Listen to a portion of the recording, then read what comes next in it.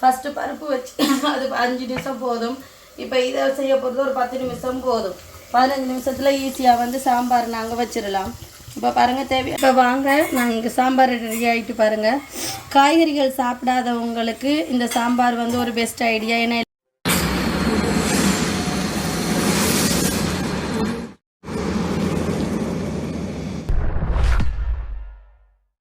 வணக்கம், நாங்கள் உங்கள் சசினிஷா ஃபேமிலி.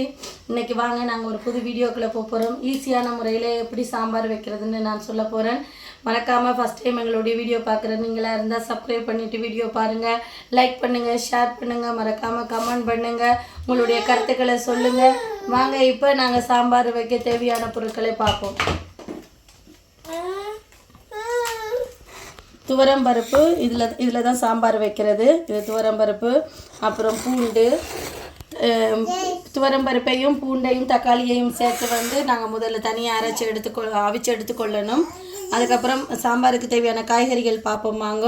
முருங்கைக்காய், கத்திரிக்காய், நான் கத்திரிக்காய் தோல் சீவி எடுத்திருக்கேன், பெரிய கத்திரிக்காய். அப்புறம் பீன்ஸு, கேரட். அதுக்கப்புறமா பார்த்திங்கன்னா தேவையான அளவு கருவேப்பிலை, பச்சை மிளகா தேவையான அளவு, அப்புறம் மஞ்சத்தூள், கொஞ்சம் மிளகாய்த்தூள், உப்பு. இவைகளை வச்சு நாங்கள் சாம்பார் செய்வோம். வாங்க இப்போ நாங்கள் எப்படி சாம்பார் செய்கிறேன்னு பார்ப்போம். முதலாவது நாங்கள் பருப்பை அவிச்சு தனியாக எடுத்துக்கொள்ளுவோம். இப்போ வாங்க நாங்கள் சாம்பாருக்கு பருப்பு அவிய விடுவோம். இது வந்து பாருங்கள் சாம்பார் பருப்பு, துவரம் பருப்பு எடுத்துருக்குறேன்னு பாருங்கள். இதில் தான் நாங்கள் வந்து இப்போ சாம்பார் செய்ய போகிறோம். தேவையான அளவுக்கு போட்டுக்கொள்ளுவோம். இப்போ கழுவி எடுத்துக்கொள்கிறேன். இது ஒரு 3 விசில் விட்டு எடுக்கணும். அதோடு வந்து பார்த்திங்கன்னா தக்காளியும் சேர்த்து நான் அவிக்க போகிறேன்.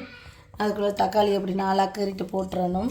அப்புறம் அதுக்கு சாம்பாருக்கு தேவையான அளவு உள்ளி போட்டுட்டு கருவேப்பிலையும் பிச்சு போட்டுட்டு இந்த பருப்பு அவிய தேவையான உப்பும் மஞ்சத்தூளும் சேர்த்துக்கொள்ளுவோம்.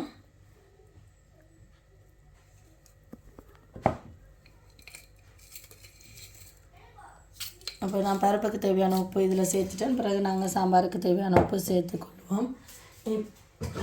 இப்போ வந்து பார்த்திங்கன்னா இதை மூடிட்டு நான் 3 விசில் வைக்க போகிறேன்.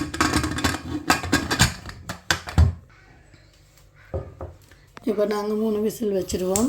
நாங்கள் விசில் வந்ததுக்கப்புறம் மற்ற காரியங்களை பார்ப்போம். இப்போ வாங்க சட்டி காஞ்சிட்டு நாங்கள் இப்போ சாம்பார் வைக்கிறது எப்படின்னு பார்ப்போம். இப்போ நல்லெண்ணெய் வந்து நான் ஊற்றிட்டேன். அது எண்ணெய் சூடாகட்டும். இப்போ பாருங்கள் எண்ணெய் சூடாகிட்டு நாங்கள் கடுகு போடுவோம்.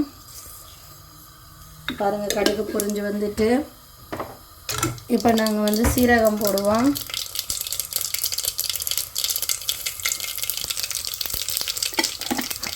சீரகம் பொரிஞ்சிட்டு இந்த நேரத்தில் கருவேப்பிலை வெங்காயம் போடுவோம்.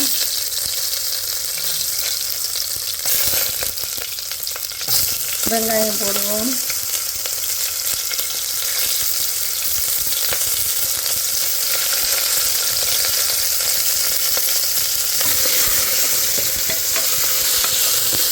இப்போ நல்லா வதக்கி எடுத்துக்கொள்ளுவோம். இங்கே பாருங்கள் இதுதான் நான் அவிச்சு எடுத்துருக்கேன். பாருங்கள் பருப்பு, தக்காளி பழம், உள்ளி, மஞ்சத்தூள் போட்டு கருவேப்பிலை போட்டு இப்போ நான் அவிச்சு எடுத்துருக்கிறேன். இதை தனியாக வைப்போம். இப்போ நாங்கள் மற்ற காரியங்களை இப்போ தாளித்து எடுத்துகிட்டு அதை சேர்க்க போகிறோம். இப்போ பாருங்கள் வெங்காயம் இதெல்லாம் வதங்கிட்டு இப்போ நாங்கள் காய்கறிகளை போட போகிறோம். எல்லா காய்கறியும் போட்டு ஒரு வதக்குவோம். கத்திரிக்காய் போட்டுட்டேன், முருங்கைக்காய் போட்டுட்டேன், பீன்ஸு, இது வந்து கேரட். நிறைய காய்கள் சேர்க்கலாம், இல்லைன்னா 2 காய் வச்சும் செய்யலாம், அது பிரச்சனை இல்லை. இப்போ பிள்ளைகளுக்கு கொடுக்க போகிறோமென்றால் சத்தாக செய்யணுமென்றால் எல்லா காயும் போட்டு அவியல் சேர்த்து சாப்பிடும்பொழுது நல்லா இருக்கும். 2 காய் போட்டே செய்யலாம். கேரட், பீன்ஸ் போட்டு செய்யலாம், கத்திரிக்காய் போட்டு செய்யலாம், தனியாக இல்லைன்னா முருங்கைக்காய் போட்டு செய்யலாம். இல்லை நம்மளோட விருப்பம் தான். நான் வந்து பிள்ளைகளுக்கு கொடுக்கறதுக்காக நல்லா ஹெல்த்தியாக கொடுக்கணுன்றதுக்காக எல்லா காயும் போட்டு செய்யும்போது அது ஒரு டேஸ்ட் வரும். பிள்ளைகள் வந்து ரொம்ப உரைப்பு சாப்பிட மாட்டேன்னா, அப்போ அதுக்காக நான் ஒரு பச்சை மிளகா போட்டுட்டு ஒரு 1/2 ஸ்பூன் மிளகாத்தூள் போடுவேன், அவ்வளவுதான். சாம்பார் பொடியெல்லாம் நாங்கள் சேர்க்கறது இல்லை, மிளகாத்தூள் போட்டு தான் செய்கிறோம். வெளிநாட்டை பொறுத்த வரைக்கும் பார்த்திங்கன்னா பிள்ளைகள் வந்து கொஞ்சம் உரைப்பு சாப்பிட்றது கம்மி தான். அது மட்டும் இல்லாமல் பிள்ளைகள்லாம் இங்கே சில பிள்ளைகள்லாம் பார்த்திங்கன்னா கடை சாப்பாடு தான் அதிகமாக சாப்பிடுவேன். ஆனால் நான் வந்து பிள்ளைகளுக்கு அப்படி இல்லை, எல்லாம் நம்மளோட வீட்டு சாப்பாடு தான் கொடுக்கணும் என்று அவங்களுக்கு சின்ன வயசுலேயே பழக்கிட்டேன். அதனால் அவியல் எல்லாம் சாப்பிடுவேன். நாங்கள் ஸ்ரீலங்கா தான், நாங்கள் இருந்தது இந்தியாவில், அதனால் எங்களுக்கு எல்லா சாப்பாடும் செய்கிறதுக்கு எங்களுக்கு தெரியும். அதனால் பிள்ளைகளுக்கு அதை அப்படியே நாங்கள் பழக்கினதுக்கப்புறம் அவியலுக்கு அது ரொம்ப பிடிக்கும். இப்போ அவியல் கேட்ட அவியல் இட்லி சாம்பார் தோசைக்கு அது இப்போ நாங்கள் அதை செஞ்சிட்ருக்குறோம் பாருங்கள். பாருங்கள், நான் மிளகாத்தூள் சேர்த்துக்கொள்ள போகிறேன். தேவையான அளவு சேர்த்துக்கொள்ளுவோம். சின்ன பிள்ளைகள் தானே, அப்போ நான் உரைப்பு கொஞ்சம் குறைவாக தான் கொடுக்குறேன். நான் இப்போ தேவையான அளவு தூள் சேர்த்தாச்சு. இப்போ தேவையான அளவு கொஞ்சம் மஞ்சள்தூள். நான் பருப்பு அவிய போடும் பொழுதே உப்பு போட்டுட்டேன். அதனால் இப்போ நான் காய்கறிக்கு தேவையான உப்பு மட்டும் சேர்த்துக்கொள்கிறேன். இப்போ உப்பெல்லாம் போட்டுட்டேன். நான் இது எல்லாத்தையும் போட்டு ஒரு தடவை கிண்டிட்டு நான் அந்த அவிச்சு வச்ச தண்ணியை ஊற்றிட்டு அதுக்கப்புறம் நான் அவிய விட போகிறேன் காய்கறிகளை தனியாக. நான் வேலைக்கு தக்காளி பழம் அதுக்குள்ளே போட்டுட்டேன். புளிப்பு காணாட்டி புளி தண்ணி ஊற்றிக்கலாம். தக்காளி பழம் நல்லா புளிப்பாக இருந்தால் புளி தண்ணி தேவையில்லை. இப்போ பாருங்கள், இந்த இதில் தக்காளி பழம் நான் அவிய வச்சுருக்கேன். இப்போ அதை எடுத்து இதோட சேர்க்க போகிறேன். அவிஞ்சதுனால டப்பண்டு மசிஞ்சிடும், அதனால் ஓகே.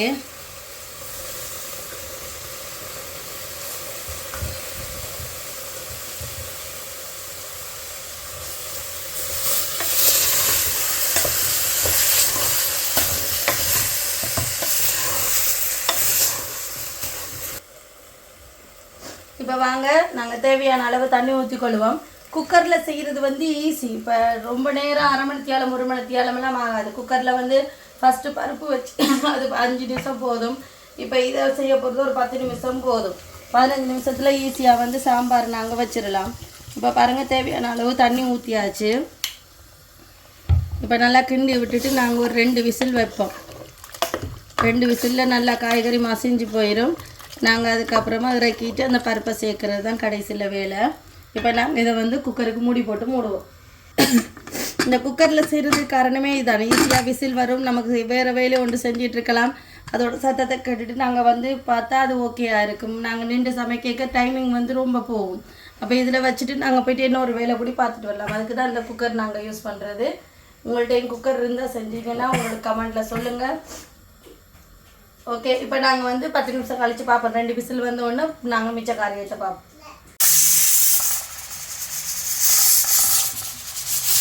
இப்போ பாருங்கள், விசில் வந்துக்கிட்டே இருக்குது. நாங்கள் என்ன ஒரு விசில் விட்டுட்டு பார்ப்போம். விசில் வந்துட்டு நாங்கள் இப்போ ஆஃப் பண்ணிவிட்டு திறந்து பார்ப்போம். மரக்கறியெல்லாம் அவிஞ்சிட்டு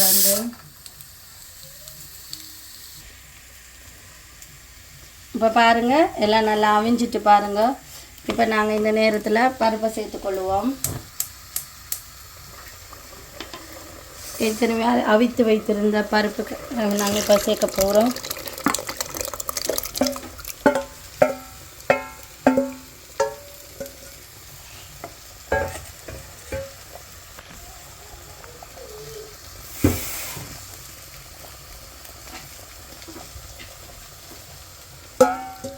அதில் இருக்கிறத கழுவி ஊற்றிக்கொள்வோம். இப்போ நாங்கள் கலந்துட்டு உப்பு புளி எல்லாம் கரெக்டாக இருக்கான்னு பார்ப்போம்.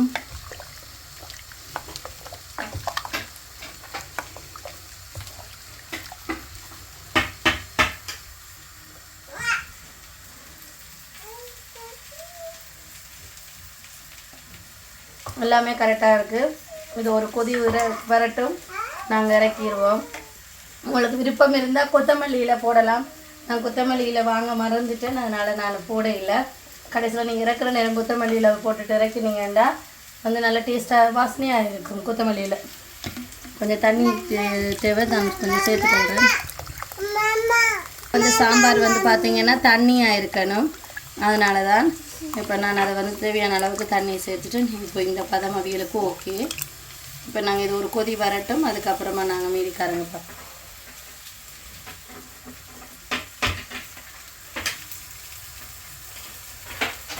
இப்போ வாங்க, நாங்கள் இங்கே சாம்பார் ரெடி ஆகிட்டு பாருங்கள். காய்கறிகள் சாப்பிடாதவங்களுக்கு இந்த சாம்பார் ஒரு பெஸ்ட் ஐடியா. ஏன்னா எல்லா காய்கறியும் போட்டு அவிக்கும் பொழுது அந்த சத்தெல்லாம் சாம்பாரில் இறங்கிடும். பாருங்கள், சுவையான சாம்பார் ரெடி. இலகுவான முறையில் எப்படி சாம்பார் வைக்கிறேன்னு நான் காட்டியிருக்கேன். இந்த வீடியோ பிடிச்சிருந்தால் லைக் பண்ணுங்கள், ஷேர் பண்ணுங்கள், கமெண்ட் பண்ணுங்கள், மறக்காமல் சப்ஸ்கிரைப் பண்ணுங்கள். உங்கள் ஆதரவை இதுவரைக்கும் தந்திருக்கீங்க, அதுக்காக நன்றி. தொடர்ந்து உங்கள் ஆதரவை தாங்க. நன்றி. மீண்டும் ஒரு காணொளியில் சந்திப்போம். நன்றி.